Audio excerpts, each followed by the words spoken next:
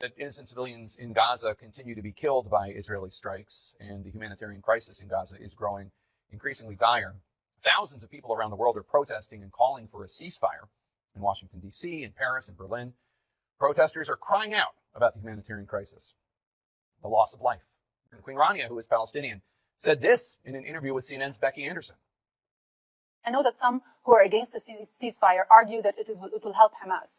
However, I feel that in that argument, they are inherently dismissing the death, in fact, even endorsing and justifying the death of thousands of civilians.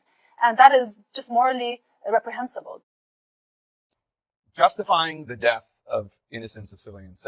That's an interesting turn of phrase. Something that has concerned us greatly, something that we have wondered about ever since Hamas brutally attacked so many Israeli civilians on October 7th, is what exactly did Hamas think the Israeli military would do in response to that? Did they not anticipate that Israel would retaliate? Did they not anticipate Israel would retaliate in a way that would cause innocent Palestinians in Gaza to die? Especially given the fact that, as has been established by Israeli intelligence, U.S. intelligence, and journalists who have visited Gaza, the fact that Hamas embeds within the Palestinian population. What did they think would happen? It turns out that a Saudi journalist asked the spokesman for Hamas that very question. His response was quite telling in terms of Hamas's concerns about Palestinian lives. Dear sister, nations are not easily liberated.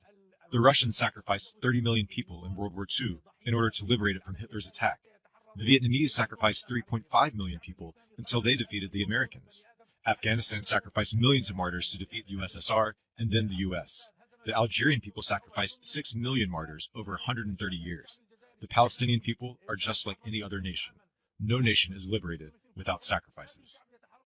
No nation is liberated without sacrifices. Not exactly an expression of regret for innocent Palestinian deaths. A journalist from Russia Today, a Russian state media outlet, asked Musa Abu Marzouk from the Hamas political bureau, quote, "You have built 500 kilometers of tunnels in Gaza. Why haven't you built bomb shelters where Palestinian civilians can hide during bombardment?" And here's how Hamas responded.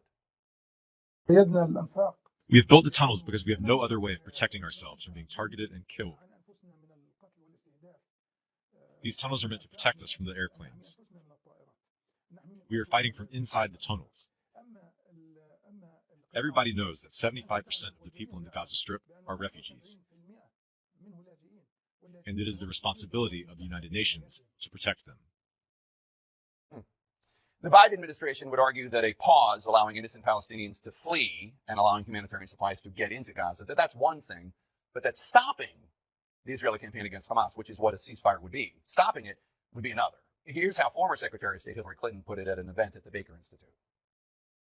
People who are calling for a ceasefire now do not understand Hamas. That is not possible. It would be such a gift to Hamas because they would spend whatever time there was a ceasefire in effect rebuilding their armaments, creating stronger positions to be able to fend off an eventual assault by the Israelis. But, don't take her word for it. Ghazi Hamad, a member of Hamas's political bureau, told Lebanese TV that the Al-Aqsa flood, that's what Hamas called the October 7th attack. This is just the first time, and there will be a second, a third, a fourth, because we have the determination, the resolve, and the capabilities to fight. Will we have to pay a price? Yes, and we are ready to pay it. We are called a nation of martyrs, and we are proud to sacrifice martyrs. So, Hamas, which is the government of Gaza, based on their own words, A, they think the loss of Palestinian civilian lives is just the cost of liberation. B, they think that even though they're the government of Gaza, it's not their responsibility to protect Palestinian civilians. The tunnels are for themselves, for fighting, not for civilians. And C, they're determined to continue attacking Israel the same way they did on October 7th, over and over and over, based on what they say. So for these reasons, Israel says, we can't have a ceasefire. Listen to what they say.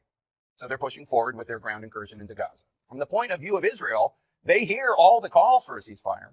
What they do not hear is anyone in the international community proposing any way for them to get back their 240 hostages that Hamas kidnapped. They don't hear anyone proposing any way for Hamas to be removed from the leadership of Gaza. Israel sees the parades and the rallies for the ceasefire, and they see no parades and no rallies for the return of the hostages or the removal of Hamas.